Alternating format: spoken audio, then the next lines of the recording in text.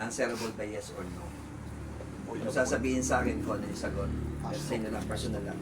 Okay. Wala dapat makalam. Pastok. Unang tanong, kung ano yung source of income mo ngayon, hindi Sunday. Kung ano man yan, other than that, di ba? Other than Sunday. Kung ano yung source of income mo, lalo na kung most of your time, diyan ka talaga naka-permis, di ba? Source of income mo yan. Unang tanong, kaya bang ibigay lahat ng pangailangan mo at pangailangan ng pamilya mo 5 to 10 years from now?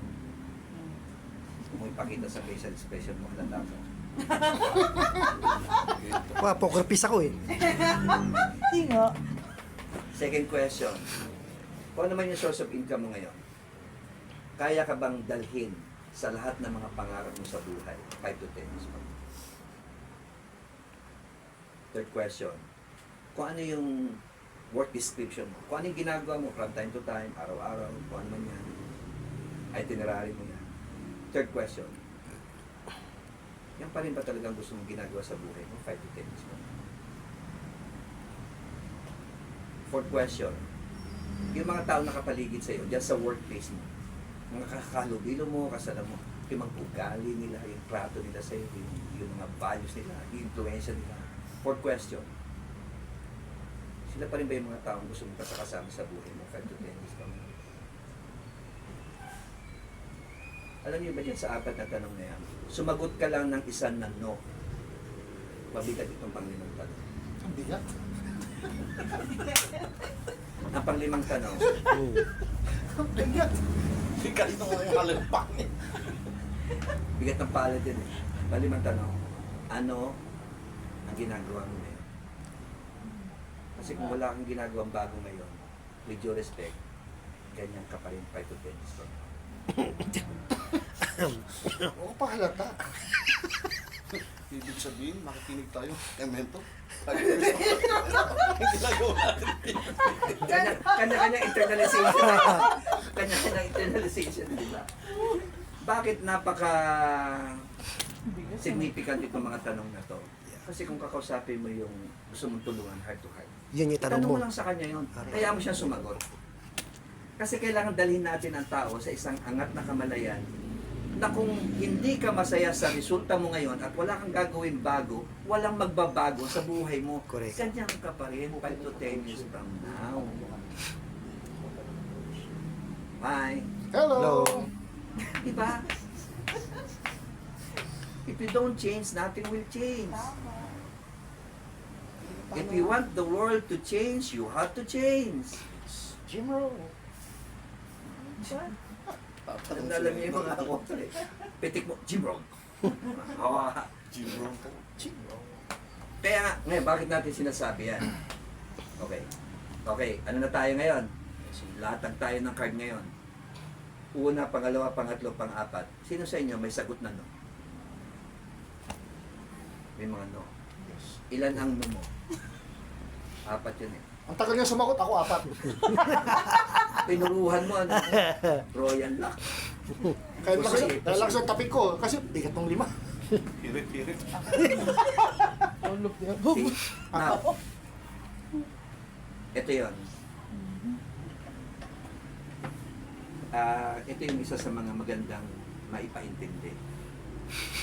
Kasi remember, the truth will set you Free. free. Pero painful ang truth. Yeah. Truth Masakit hurts. siya. Pero pag Yeah. pag, di ba, tingnan nyo to, dito tingin tingin dito. Break through. Kaya nga tinawag siya na breakthrough kasi may barrier. You just have to overrule the barrier. And most of the barrier, mindset. Breakthrough. Kung gusto mong ma-experience ang breakthrough, meron tayong babasagin na barrier. Ito yun. Balik tayo. 4 quadrants. Kaninong ano yan? ESBI. Robert Kiyosaki. Robert Kiyosaki. Universal yan, pero magandang pinag-usapan yan. Employment, Employment, self-employment, business, investment. Itong left, employment Non-employment. at self-employment, like, work for salary. Pagkakaiba lang ng employed, may boss. Self-employed, walang boss. Boss. Ito, Money working for profit. Profit-oriented. Ito, salary-oriented. Dito sa left quadrant, no work, No pay. no pay. Kahit self-employed, ikaw nagdidictate ng kung magkano kitain mo. Subukan mo itigil yung ginagawa mo. Wala. Itigil din ang income. Yes. No work, No pay. no pay. Sa right quadrant, no work, wala kang personal work, pero kung meron kang people working for you, business, may pay. Money working for you in a form of investment, may pay. Now, dito sa left quadrant, ang orientation, how to survive.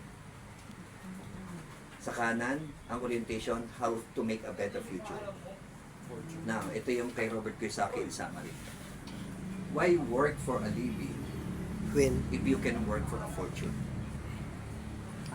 Why work for a salary if you can work for a profit? Pero bakit konti lang nakakarating sa business quadrant at sa investment quadrant? Mindset. May comfort zone dito. yeah. Kasi pag pupunta ka rito, mag-switch ka, magta-transition ka, you have to learn new things na hindi mo nakasanayan. Lalabas ka sa comfort zone. Pero nandito yung promise. Ang kayang ipangako nito, survival. Survival. To survive. Ang kayang ipangako nito, freedom and comfort. Hindi ka pwedeng umasa o mag-ambition o mangarap ng freedom in life and comfort in life dito sa left quadrant. Now, naintindihan natin kung gaano ka-importante na mag-transition into business. Kaya lang pagdating sa business, ito yung gusto kong maintindihan. Traditional business versus non-traditional business. Ang network marketing, like Sunday, non-traditional. Okay? Nakita natin yung importansya ng business. Nakita natin yung importansya. Didiinan ko ngayon. Bakit ka magbi-business? Ang sagot, tatlong anggulo. Number one, may pangarap ka. Huwag kang aasa matutupad yan dito sa left quadrant. Tama? Pangalawa, may leverage. Pag sinabing leverage, sabi ni John Paul Getty, gugustuhin ko pa na kumita na 1% sa trabaho ng isang daang tao kaysa kumita ng 100% sa trabaho ng isang tao, which is ako. Kasi 100 na tao, 50 lang ang nagtrabaho, may 50% pa rin ako.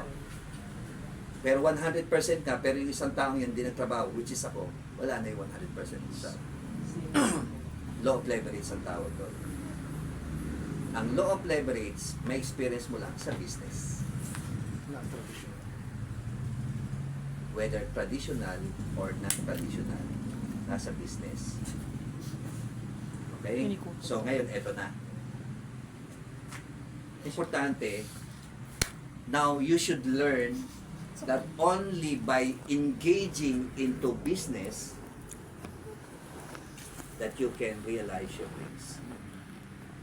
Kailangan mo siyang matutunan at kailangan mo siyang maintindihan at kailangan mo siyang internalize. Kasi pag na-internalize mo siya, ito yung magic word pagpasok mo sa Sante, aangkinin mo yung business.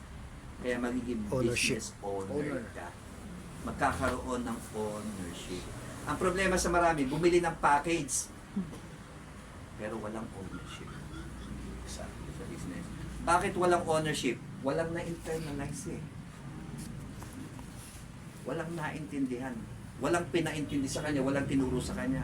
Ang sabi, mauna ka. Tapos yung darating mo, uncle, yung auntie mo. Isa mo. Tang! Bangga rito, bangga doon, makabangga ka sana. Ano ang pinagsasabi? sidelock.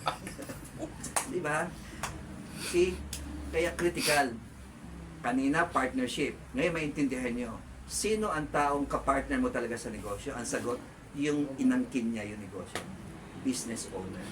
So, hindi lahat ng bumili ng package ay business owner. Lahat ng bumili ng package, ang tawag sa kanila, registered member. Magkakapi kayo para i-convert mo siya na maging business owner. Hi. Hello. Kasi kailangan ng sense of ownership. Paano ngayon ginigising yung sense of ownership sa isang nag-member? Ipaintindi mo yung 4 quadrants. Ipaintindi mo. Kaya kailangan ikaw mismo na internalize mo yon. Na-internalize mo yung 4 quadrants. Balikan nyo sa YouTube. Yeah, marami. Ang dami niyan. Kailangan maintindihan mo kasi fundamental yan. Pag hindi mo na-internalize yan, hindi mo yan maituturo. Pag hindi mo yan naituro, hindi ka makakagawa ng business owner. Pag hindi ka nakagawa ng business owner, wala kang kapartner sa negosyo.